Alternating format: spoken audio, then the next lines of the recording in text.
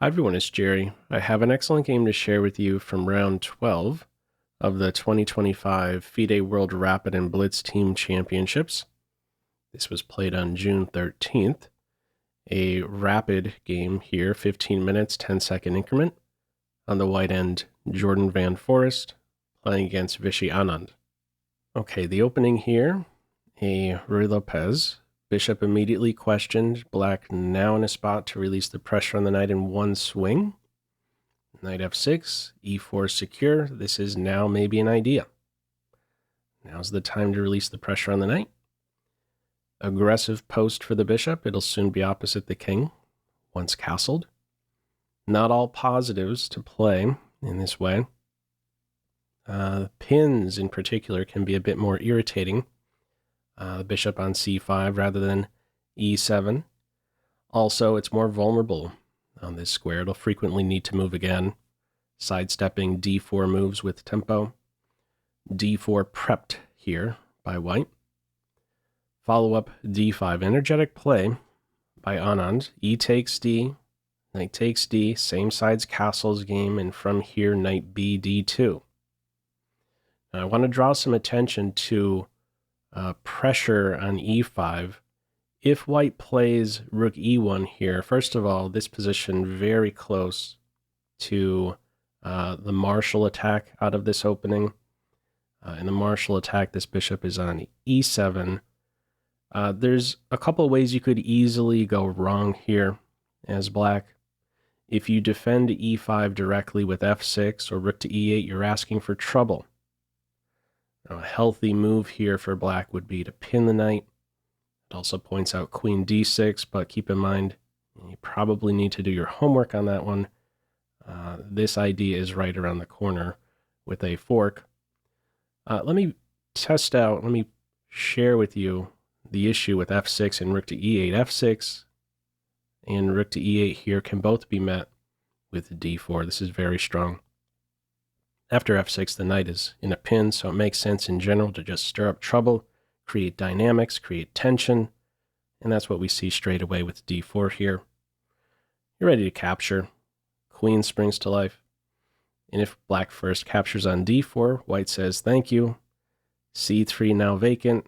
Knight has access to its favorite square to hammer away at that pinned knight. And in the event of rook e8, d4 yet again, if you're capturing on d4, the queen is immediately overloaded. Two jobs too many. You're going to be losing a piece here. Rook captures rook, queen captures rook, bishop captures knight. Okay. How it is played here, no quick pressure on e5. Knight b, d2 it is. Black supports the center. At the same time, the knight, now in a pin. There is not a way, however, to immediately take advantage of this pinned knight. It may be close by, though. White creates some tension. There is a threat to now take on b5, rook unprotected, can't take back. There's a pin there. Now, the response by black, bishop a7. I really like this move. It is top.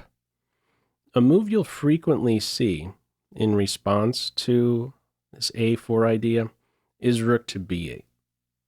Now, it's true you could move the bishop here and have the queen defend the rook, and in that way you're in a spot to recapture on b5. In playing rook to b8, you're sort of saying, let's retain some flexibility with this light square bishop. I don't want to show my hand just yet. Maybe I fiend Qe8, maybe I throw you in a pin. Let's keep those options open. But playing rook to b8 in this position here, not good because of the following. White can open up the a file and now improve this knight, target the bishop, and effectively kick it off of this aggressive diagonal. It says best here, demote the bishop, calls it +1. Here's the thing. If you back off to b6 or a7, you are lost. Let's see why. If you go to b6 here, this is where we can see this diagonal here be a problem for black.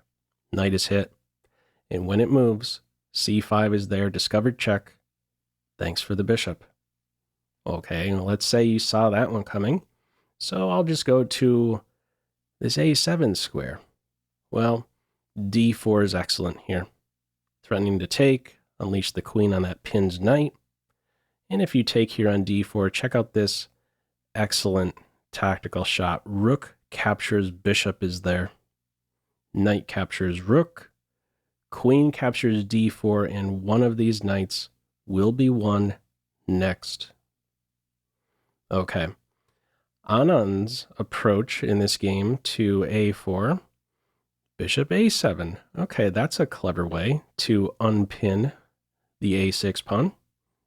Get out of the way of knight e4 with tempo, or d4 moves with tempo. Knight e4 is played here. If white releases this tension too soon, do know, playing in this way as white, you may be asking for trouble. It's black who is now all of a sudden generating a threat. This rook unprotected. Bishop captures f2 check is in the air, and the rook is ready to fall. So the tension here remains a healthy, improving move now. Knight e4. Follow up. Let's get out of this pin. Rook e1, bishop e6, flight square for white, bishop g8. Stable square, protected square, not as vulnerable. Not opposite that rook. Both of Anand's bishops have taken a couple steps. They move forward, took a couple steps back. Both are functioning very well here in this position. They're fine, working from afar. Follow up from here, knight g3. Computer says, go ahead and open up the A file at this stage. You are in a spot to follow up with bishop d2, securing the rook against those tricks on f2, or maybe even follow up with playing the center here with the d4. Okay, white retreats the knight in this game. No more opportunities for white to open up the A file now. b4 is there. Problem on c3. How does white defend this? Seems very sensible. Bishop d2. You don't want to budge with this pawn. You weaken d4. Computer's saying best is to go ahead and chop this knight, so it's already starting to be a bit uncomfortable here for white. Bishop d2 played here. Follow up, rook b8, bishop c4, knight a5. Now, at this stage, white ends up kind of undoing the last move. Retreats here to a2. Why doesn't white go ahead and capture a6? A strong response here available here to black is knight b3. This is a slick move. You're tracking down the dark square bishop now. So rook b1, knight captures bishop. Unopposed dark square bishop in these lines. A knight on f4 will be excellent. Here's the thing, if you take the knight, black has the capture here on c3. Queen is hit, bishop is hit. Not a very good line at all, really, here for white. This dark square bishop is going to end up being a star piece, almost certainly. A variation like this, white should not be thinking, oh, well, I have a passed pawn in the end. This passed pawn is not any threat whatsoever to black.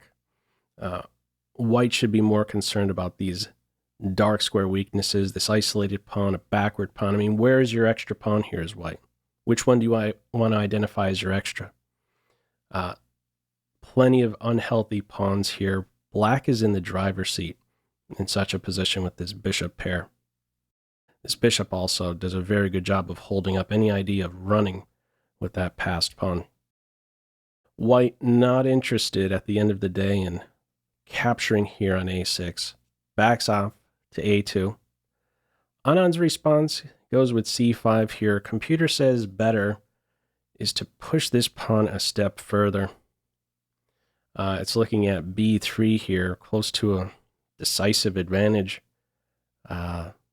b3, bishop b1, and only now c5. Look at the pawn on b3 and how it is influencing multiple white pieces. How do you free this bishop? It's only going to be freed with d4. Do you have an answer to this knight being a pest on c4? This could be really tricky here for white if this pawn was established there on b3. Not how Anand plays it. At this stage it is c5, knight e4, get the capture on c3. It's once more wants to play b3 here. Okay, it's the opening up of the b file. And now c4. Pawn sacrifice, disrupting this pawn duo. White takes this pawn. These pawns are not anything special here. They're passed pawns, but they're well under control, and they're likely just going to drop off one by one. Okay, knight rerouting here. We get a light square bishop exchange, and look at how quick, this black queen here occupies a post on a light square as soon as there's no longer a light square bishop around. This is an excellent post. Nice developing move with tempo. Follow up c4. This bishop needs a new square. With this advance, white is addressing the threat here on the rook. Knight captures c4. Material 1 back. Excellent knight post here. Position remains around equal at this stage. Follow up rook f to d8. And from here, white ends up playing queen to e2. This ends up being a blunder. Computer is drawn to the queenless ending. Wants to exchange queens here and play this position. Calls it equal. How it is played here, queen goes to e2. Keeps an eye on the knight. Secures the rook. Okay, black now for choice. Ready to pounce here on this f4 square. This knight is irritating. It's doing quite a bit here to the rook. The rook on a2, not well positioned. If we consider here these open files, you want to compete for them. You want to go to b2 or d2, forget about it. Got that knight covering them. Computer here drawn to rook a, a1. All right, and with that move, it's calling it about minus 1.2 territory. All right, what is played here? Knight f to d2. Let me throw this position to you as a pop quiz. How would you respond here? Feel free to pause the video. Okay, with white's last move, there is now a disconnect between the majors. Rook on a2, unprotected. Knight e3 is the winning follow-up. Did you spot that one? There's now two very serious threats. The most direct, queen captures rook. And the other one, knight captures g2, the 2-point pawn ready to fall. And the knight would be poison. King captures knight, there would be a follow-up, knight f4 with a fork. So there's no good response here. White's try is with rook b2. We get a rook exchange, and there goes the g2 pawn, and it falls with tempo. This position now completely collapsing for white. Rook c1, knight on g to f4, perfect coordination.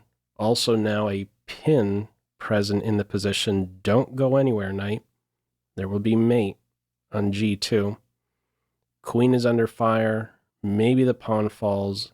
Maybe knight to d3. All sorts of tricks in the air. Maybe a fork. What's tried here? Queen takes a6, hitting the bishop. Knight takes c5. Not even reacting to this threat. Moving forward, generating your own threat. There's a problem now on e4. Queen takes bishop. Knight takes knight. Follow up from here. Queen c4. Can we get the queens off? Anand says no. You have the far more vulnerable king, and I want to keep this knight in a pin. It's pinned to a square. The try from here, bishop a3, and after knight c to d3, white resigns. What are you supposed to do here? If the game continued, your rook is hit. There's pressure on f2. The knight is not there, defending, still pinned. If white made a move here with, let's say, rook f1, trying to hang on to this point, here's the thing you could still take. Rook captures knight. Rook captures knight is there. Knight captures rook. This would be a pretty finish. Queen g2. Mate.